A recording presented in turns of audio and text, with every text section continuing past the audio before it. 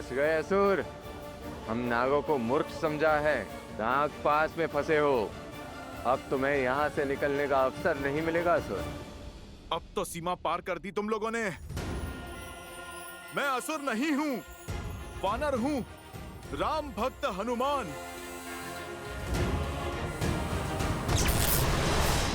प्रयास मत करो असुर। इस पास में स्वयं महादेव के नाग, हमारे महाराज वासुकी की ऊर्जा है। तोड़ नहीं पाओगे इसे। देखो, मैं इस पाश को तोड़ सकता हूं। ना मैं यहाँ युद्ध करने आया हूं और ना महादेव के नाग वासुकी की शक्ति का अपमान करना चाहता हूं। मेरे पास समय बहुत कम है। कृपा करके मुझे बस इतना सा बता दो कि धरा से फिसलकर कोई स्वर्ण मुद्रिका यहाँ पर आई है। वो मेरे प्रभु की है। मुझे वो मुद्रिका मिल जाए, मैं शांति से लौट जाऊंगा। तुम्हें क्या हम मूर्ख दिखते हैं? धरती से एक मुद्रिका गिरकर पाताल लोक तक आ गई। अरे असत्य बोलना है तो ऐसा बोलो कि कम से कम हम उस पर विश्वास कर सके। अरे भाई, मैं सच कह रहा हूँ। सत्य हम जान चुके हैं असुर। चलो अब अपने वास्तविक रूप में आओ, या फिर इसी रूप में सड़ते रहो यहीं पर।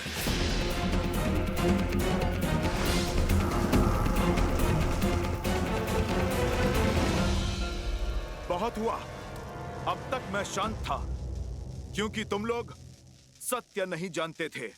अब सत्य जानने के पश्चात भी तुम लोग राम काज में बाधा बन रहे हो और ये हनुमान कदापि नहीं सह सकता। महादेव, आप मुझे क्षमा कीजिएगा। जय सिया राम।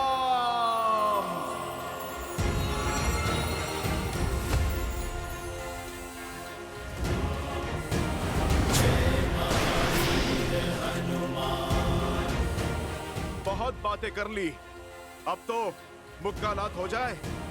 बजरंग बली हनुमान, जय जय महाबली हनुमान। अब इससे बचकर दिखा दुष्ट असुर।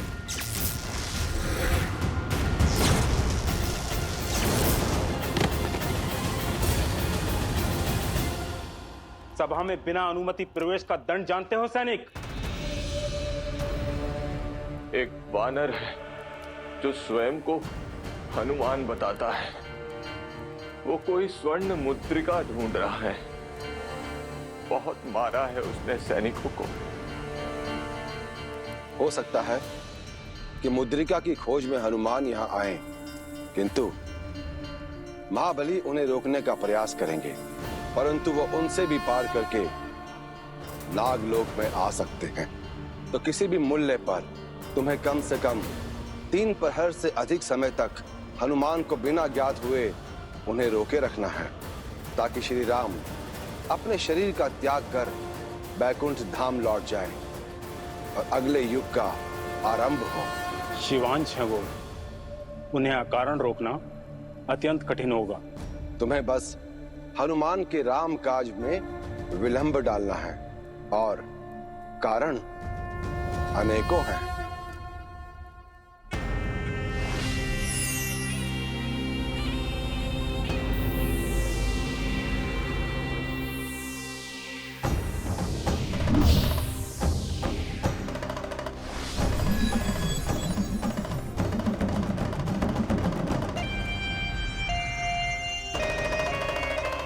क्या आदेश महाराज वासुकी? तुम्हें एक महत्वपूर्ण कार्य सौंप रहा हूं।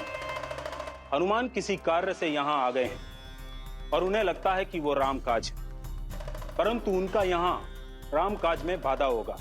तुम्हें उन्हें आगे बढ़ने से रोकना होगा, कम से कम 3 पहर के लिए। भाग्यशाली हूं मैं जो प्रभु राम की लीला के अंतिम समय में उनका काज साधने का अवसर मिल रहा है। किंतु आप स्वयं क्यों नहीं जा रहे नागराज? क्योंकि यदि मैं गया तो मैं उनके सम्मोहन में आ जाऊंगा और फिर मैं भगवान महादेव का सेवक हूं। स्वयं महादेव के अंश के साथ लड़ नहीं सकता। तो आज्ञा दीजिए नागराज।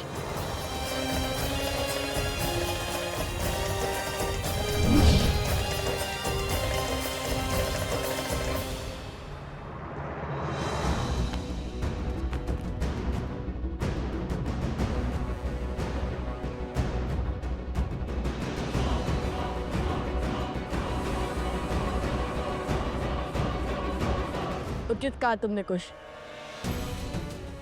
यदि नियति की ये मांग है कि काल अयोध्या में प्रवेश करे, यदि वो ये चाहती है कि यमदेव रघुकुल पर अपनी दृष्टि डालें, तो ठीक है, हम यमदेव से युद्ध छेड़ देंगे।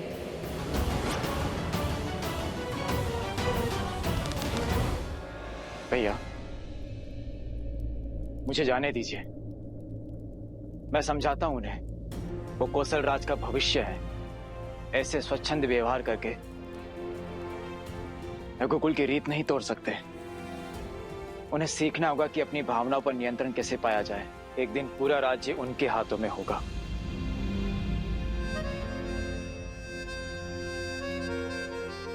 मैं तुम्हारी चिंता समझता हूं भरत, और लवकुश का भाव भी, किंतु इस क्षण मेरे पुत्र लवकुश कौशल के कुमार नहीं है। वो राम के पुत्र है, और केवल लवकुश ही नहीं, मेरा हनुमान भी इसी भावनात्मक युद्ध में फंसा हुआ है। क्या लगता है तुम्हें भरत? हनुमान ये नहीं जानता कि नियति अमर है, कि चाहे वो अपनी जितनी ही शक्तियां क्यों ना बटोर ले, नियति के पार नहीं जा सकता। और अब मेरे लवकुश सदा अपनी मर्यादा में रहे, तो आज उन्होंने अपनी सीमा क्यों तोड़ी? आज ही क्यों भरत? स्मरण है मुझे, जब मुझे वनवास जाना था तब तुम कितने भावुक हो गए थे। रघुकुल की रीति तोड़ हमारी माता कैकेयी को भी अपशब्द कह बैठे थे। भैया, हनुमान भी नियति से लड़ना चाहते हैं। लवकुश आपका अंश होने के बाद भी, हनुमान के महादेव का अंश होके भी नियति नहीं बदल सकते। नहीं भरत, न लवकुश, न हनुमान और न ही स्वयं में नियति को कोई नहीं बदल सकता।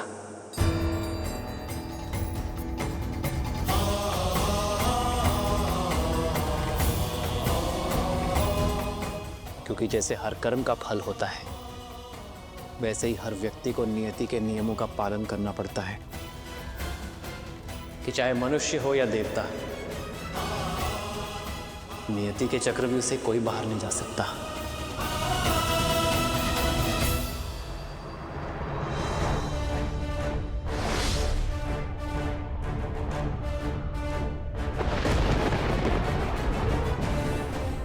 इस बाण का लक्ष्य स्वयं यमदेव।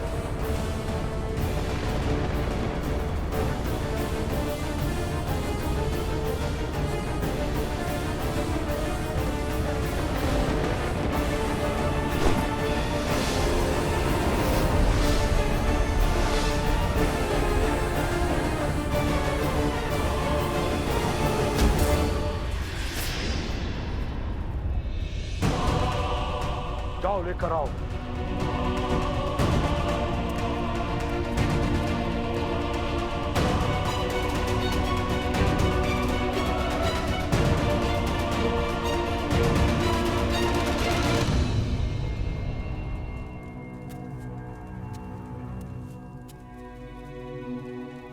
अयोध्या के आकाश में आपके पग क्या परछाई भी नहीं पड़नी चाहिए कालदेव,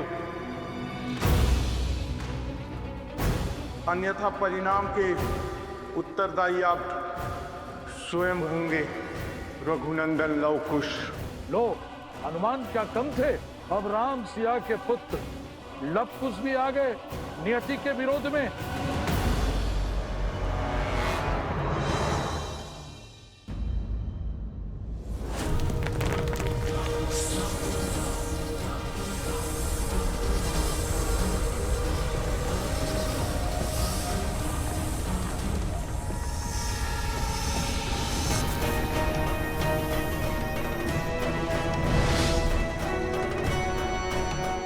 प्रणाम स्वीकार करें महाबली हनुमान।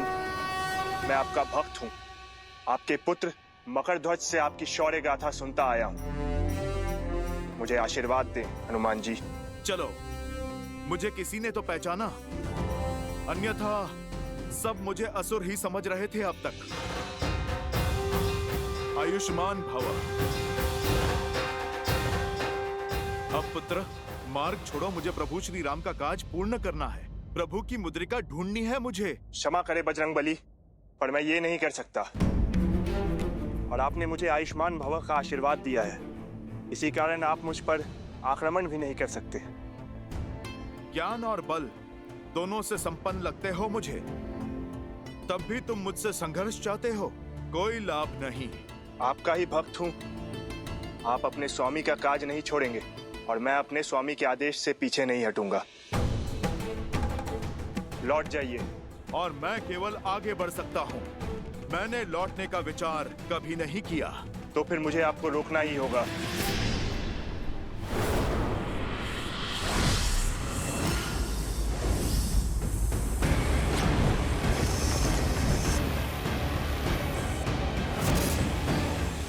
जय सिया राम।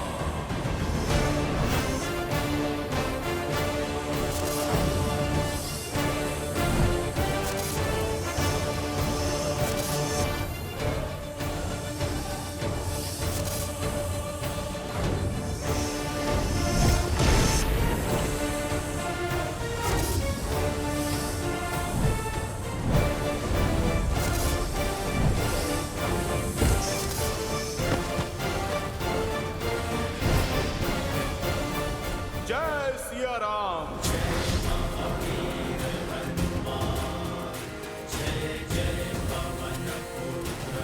रुक जाइए, नागराज की आज्ञा है ये। मैं आपको रोक के रहूंगा। ओह, तो नागराज ने मुझे रोकने का आदेश दिया है, पर ऐसा क्यों?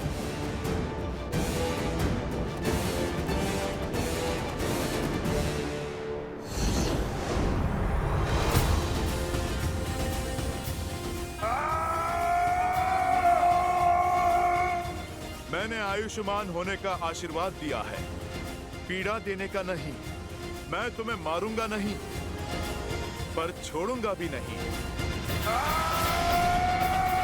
अब तुम मुझे बता भी दो कि क्यों रोकना चाहते हैं नागराज मुझे? वो आपको 3 प्रहर रोकना चाहते हैं, आपका समय व्यर्थ करने के लिए।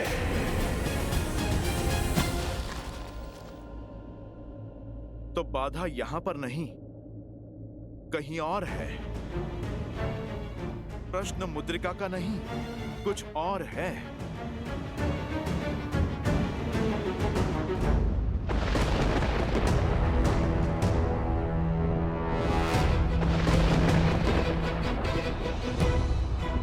देव का कोई उत्तर नहीं आया है अभी तक।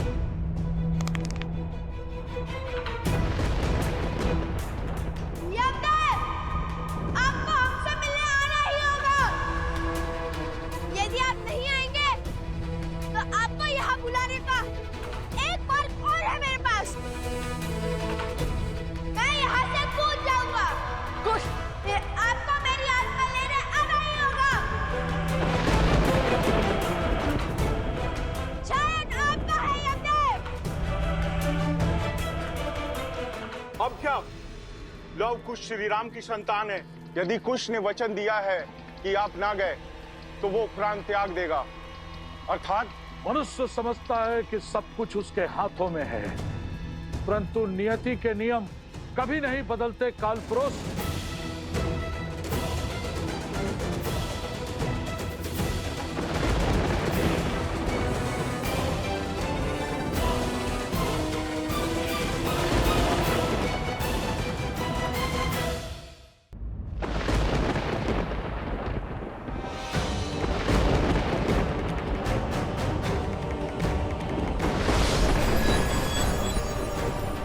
प्रणाम धर्मराज। तुम दोनों ने मुझे यहाँ बुलाया, मैं आ गया। हमने आपको यहाँ बुलाया है क्योंकि अयोध्या वासियों की रक्षा आपके हाथों में है। देव नियति के सेवक हैं, स्वामी नहीं। मैं भी भले ही मृत्यु का देव हूँ, लेकिन काल का निमित्त मात्र हूँ। मैं जो भी करता हूँ ब्रह्मदेव के आज्ञा के अनुसार करता हूँ।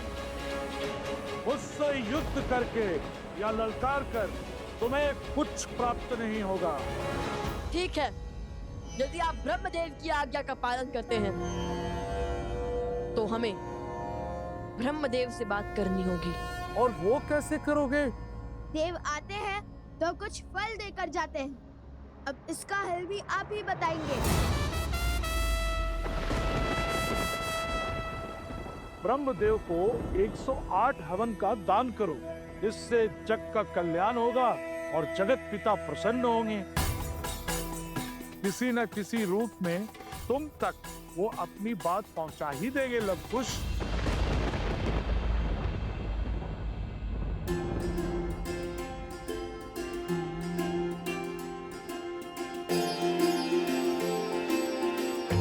यदि हमने कोई उद्दंडता की हो तो क्षमा कर दीजिए। हमारा मार्गदर्शन करने के लिए धन्यवाद। रघुकुल की जय हो और श्री राम और उनके वंशजों की सदैव जय हो।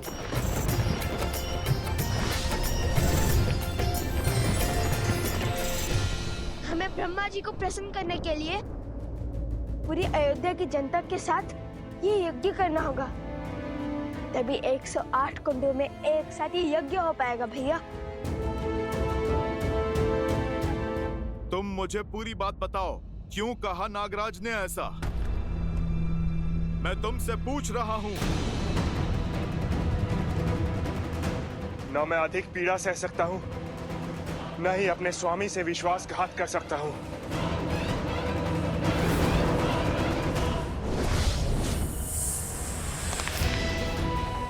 तुम्हारे पास मेरे प्रश्न का उत्तर नहीं है तो मेरे यहाँ रुकने का कोई कारण नहीं है। अब मुझे सब समझ आ रहा है।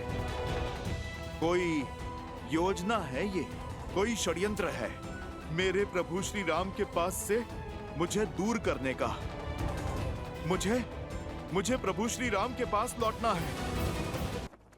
आप दोनों की भक्ति और तप बल को हम सब मानते हैं, पर श्री राम का निर्णय हमारी नियति है। भला हम उनके विरोध में कैसे जा सकते हैं? क्या ये धर्म होगा? जब एक राजा अपनी प्रजा की सुरक्षा ना कर पाए तो वो अधर्मी कहलाता है। यदि प्रजा भी अपनी राजा की सुरक्षा ना कर पाए तब क्या वो अधर्म नहीं है?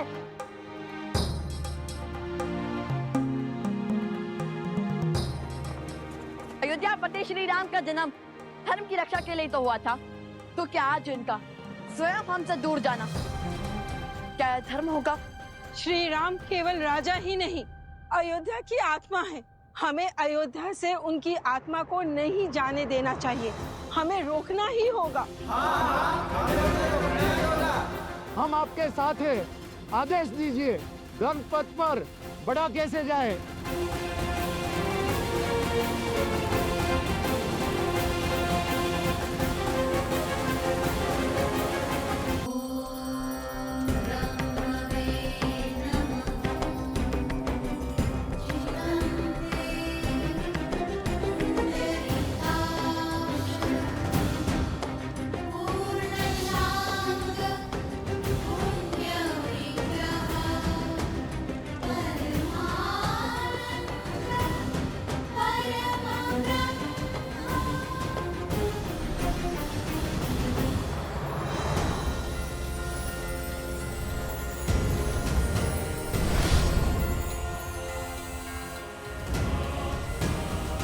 नागलोक में पधारे हो, मुझसे भेंट करके नहीं जाएंगे हनुमान?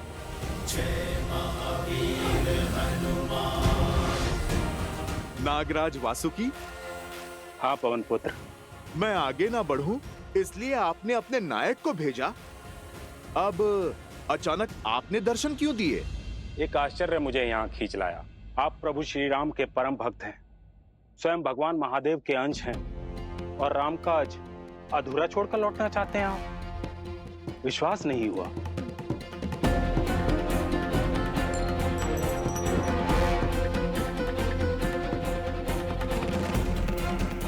वासुकी, आप ये सब क्यों कह रहे हैं? यहाँ चल क्या रहा है? मैं आपको कुछ भी बताने में असमर्थ हूँ बजरंगबली। बस इतना ही कहूंगा, मैं आपके काज में आपकी सहायता करना चाहता हूँ। आपको राम मुद्रिका तक ले जा सकता हूं। परंतु रामकाज पूर्ण होते ही मैं तुरंत पृथ्वी पर लौट जाऊंगा। समय क्यों व्यर्थ कर रहे हैं पवन पुत्र, आइए।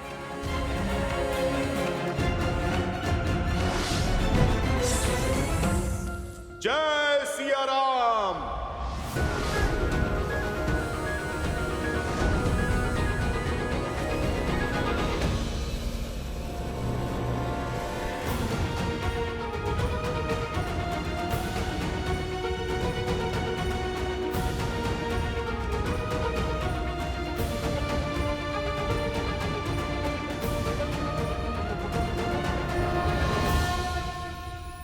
जाओ पुत्र, मुझे फिर से तुम्हारी आवश्यकता है।